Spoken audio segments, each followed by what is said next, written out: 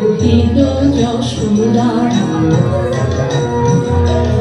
কাটিবে না আর কঠিন প্রহর, কাটিবে না আর কঠিন প্রহর, হবে সে বছর তাই আমি পলকে মানিব শত যুগ,